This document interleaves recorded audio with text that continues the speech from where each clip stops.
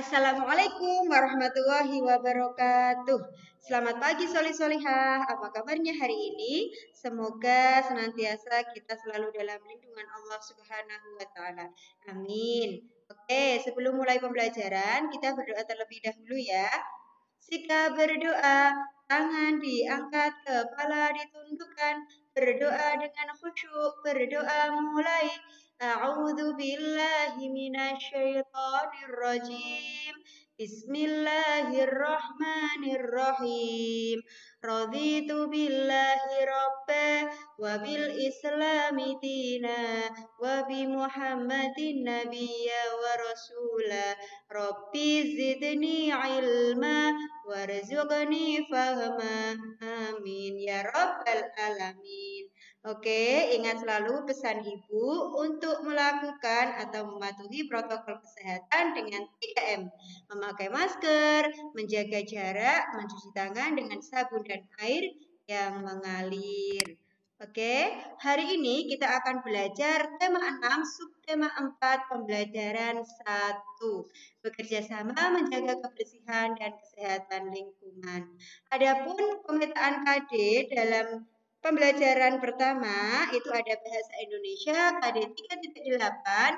Nanti Bu Nuri akan menjelaskan ungkapan pemberitahuan. Kemudian ada MUPEL PPKN yaitu KD 3.2, mengidentifikasi aturan yang berlaku dalam kehidupan sehari-hari di rumah. Untuk MUPEL yang ketiga yaitu SPDP KD 3.4, mengenal bahan alam dalam berkarya. Adapun tujuan pembelajaran hari ini, yang pertama, nanti kalian diharapkan mampu menemukan ungkapan pemberitahuan dalam sebuah teks dengan tepat. Terus kemudian untuk PPKN sendiri bertujuan agar kalian itu mampu mengidentifikasi aturan dalam menjaga kebersihan di lingkungan rumah. Untuk SPDP, nanti Bu Nuri harap kalian mampu membuat karya kerajinan dengan memanfaatkan bahan-bahan yang berasal dari hewan ya. Nanti Bu Nuri akan mengajarkan kerajinan dari bulu burung, bulu ayam, dan bulu bebek. Oke, itu tadi adalah tujuan pembelajaran kita hari ini ya, solih-solihah. Nah, bisa dibuka buku tematiknya, subtema 4, bekerja sama menjaga kebersihan dan kesehatan lingkungan. Bu Nuri bacakan, kalian mengamati ya. Orang-orang tinggal di tempat berbeda, ada orang tinggal di kota, ada juga yang tinggal di desa. Semua orang menginginkan lingkungan bersih. Lingkungan bersih membuat tubuh sehat. Lingkungan kotor membawa penyakit.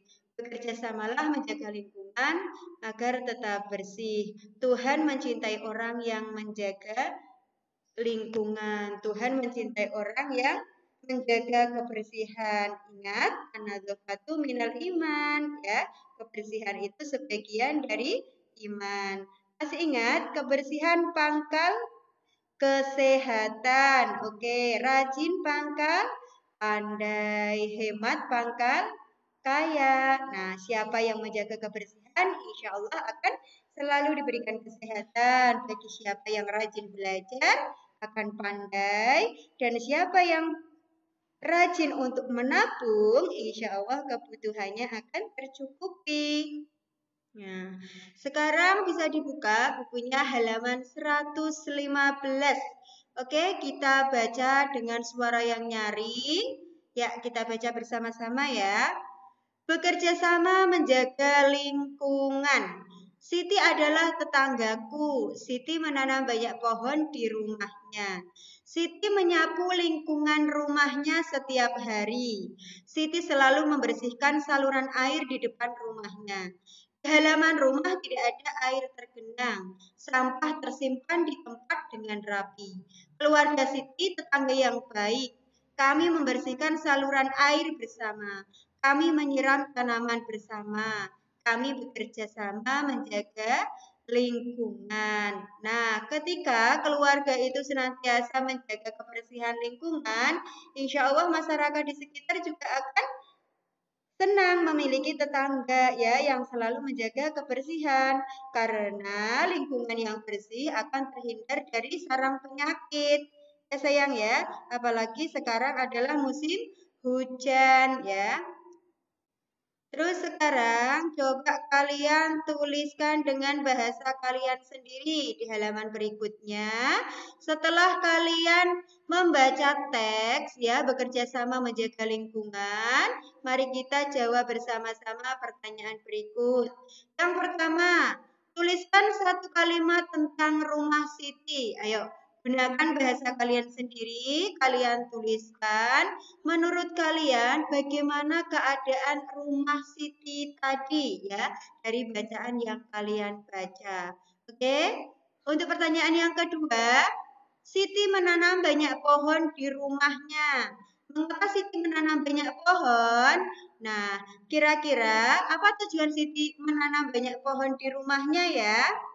Oke, apa mungkin biar suasananya menjadi sejuk atau gersam atau bagaimana? Nah, boleh dituliskan dengan bahasa kalian sendiri ya. Yang jelas ketika di sekeliling kita, di sekeliling rumah kita itu banyak tertanam pepohonan, itu suasananya akan semakin sejuk ya sayang ya. Karena apa? Karena pepohonan itu menghasilkan oksigen, yang mana oksigen itu adalah yang kita butuhkan untuk bernafas ya. Jadi ketika banyak pepohonan di sekitar kita, itu insya Allah suasananya menjadi sejuk. Nah, dipandang juga indah. Kemudian untuk pertanyaan yang ketiga, beritahu temanmu tentang rumahmu. Ayo, bagaimana keadaan di rumah kalian ya? Apa selalu menjaga kebersihan atau selalu berantakan? Ayo coba ceritakan dalam kolom pertanyaan nomor 3 ya dengan bahasa atau kata-kata kalian sendiri. Oke. Nah, kemudian lanjut di pertanyaan nomor 4. Lingkungan rumahmu kotor, bagaimana perasaanmu? Nah, ketika kalian melihat lingkungan rumah kalian itu kotor, kira-kira perasaan kalian bagaimana? Ayo, bisa ditulis dengan bahasa kalian sendiri di soal nomor 4. Oke? Kita masuk ke materi bahasa Indonesia, yaitu ungkapan pemberitahuan. Ya, yang mana ungkapan pemberitahuan itu isinya adalah memberitahukan sesuatu. Misalnya, Siti menyapu lingkungan rumahnya setiap hari. Mengapa kalimat tersebut disebut ungkapan pemberitahuan? Karena dalam kalimat tersebut itu ya Siti atau Lan memberitahu bahwa Siti menyapu lingkungan setiap hari ya. Nah, makanya kalimat tadi disebut ungkapan pemberitahuan ya. Karena di situ isinya adalah memberitahukan sesuatu. Contoh lainnya adalah saya selalu membantu ibu setiap sore. Ya, itu juga termasuk ungkapan pemberitahuan yang memberitahukan bahwa kalian itu selalu membantu ibu, membantu pekerjaan ibu di sore hari. Oke, setelah kemarin kita belajar tentang ungkapan ada ajakan, ya, ada tanggapan. Nah, hari ini adalah ungkapan pemberitahuan, yaitu yang isinya memberitahukan sesuatu. Bisa dibedakan ya. Nah, kemudian sekarang tugasnya adalah amati kembali teks bekerja sama menjaga lingkungan ya. Nah, setelah kalian amati teks tadi, kemudian coba kalian cari mana yang termasuk ungkapan pemberitahuan. Ya sayang ya, mana yang termasuk ungkapan pemberitahuan? Nah, kalian boleh garis bawahi. Oke? Jelas ya? Nah, dari teks bekerja sama menjaga lingkungan, kalian amati mana yang termasuk ungkapan pemberitahuan, boleh kalian garis bawahi. Oke. Sekarang kita masuk ke materi SPDP. Oh, masih PPKN ya, maaf. Siti selalu menjalankan aturan di lingkungan rumahnya. Amati gambar aturan menjaga lingkungan berikut ini. Nah, mana termasuk contoh sikap yang menjaga lingkungan dan mana yang bukan. Kita perhatikan di gambar yang pertama. Nah, di situ Siti sedang membuang sampah pada tempatnya. Oke. Nah, kira-kira itu Siti melakukan aturan menjaga lingkungan atau tidak? Ya, betul. Siti sedang melakukan aturan menjaga lingkungan, yaitu membuang sampah pada tempatnya. Di gambar yang kedua ini, ya, kira-kira ini gambar tentang apa ya? Nah, di sini adalah sama, memunguti sampah dan membuangnya ke tempat sampah. Ini contoh melakukan aturan menjaga lingkungan. Kemudian ada di gambar nomor 3. Ayo, apa yang dilakukan dua anak ini? Membuang sampah di sungai. Nah, kira-kira patut dicontoh tidak ini ya? Nah, tidak patut dicontoh. Ini dapat merusak lingkungan ya. Harusnya membuang sampah itu di tempat sampah, bukan ke sungai. Oke, berarti kita silang. Nah, gambar yang keempat itu adalah mengambil sampah di sungai ya, itu termasuk apa? Perbuatan membersihkan sampah-sampah yang ada di sungai. Nah, patut dicontoh ya sayang ya. Nah, dengan begitu sungai akan terlihat lebih bersih ya. Nah, ini juga termasuk melakukan aturan menjaga lingkungan. Centang ya. Kemudian gambar yang terakhir itu anak sedang berjalan-jalan sambil membuang sampah di sembarangan, tidak pada tempatnya. Nah, tidak patut dicontoh, maka kita silang. Oke, itu tadi adalah gambar-gambar mana yang menunjukkan aturan menjaga lingkungan dan mana yang bukan. Nah, sekarang kita amati bersama, kita masuk ke materi SPDP, yaitu pemanfaatan bahan alam ya yang akan kita buat menjadi suatu kerajinan. Dayu sangat mencintai lingkungan. Dayu menemukan kemoceng rusak di gudang. Dayu ingat pesan ibu guru, kita harus menjaga lingkungan. Misalnya dengan memanfaatkan barang rusak. Dayu mengajak Siti memanfaatkan kemoceng rusak. Mereka membuat kerajinan bersama-sama. Nah, kira-kira Dayu dan Siti ya itu mau membuat kerajinan apa ya? Nah, ternyata dari kemoceng yang rusak itu kita bisa membuat kerajinan seperti hiasan pensil ya. Seperti hiasan pensil, ada sula atau kemoceng ya. Ada lagi tutup kepala dari bulu ayam seperti ini yang biasa sering dijumpai yang dipakai orang-orang Papua ya.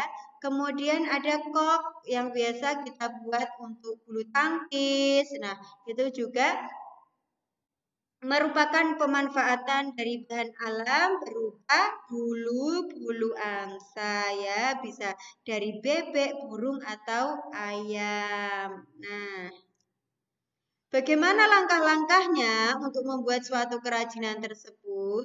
Yang pastinya kita harus membersihkan bulu-bulu tersebut ya sayang ya.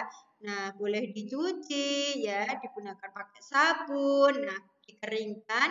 Baru setelah bersih, kita mau di sini adalah langkah-langkah membuat hiasan pensil dari bulu ayam. Nah, apa saja yang harus kita siapkan?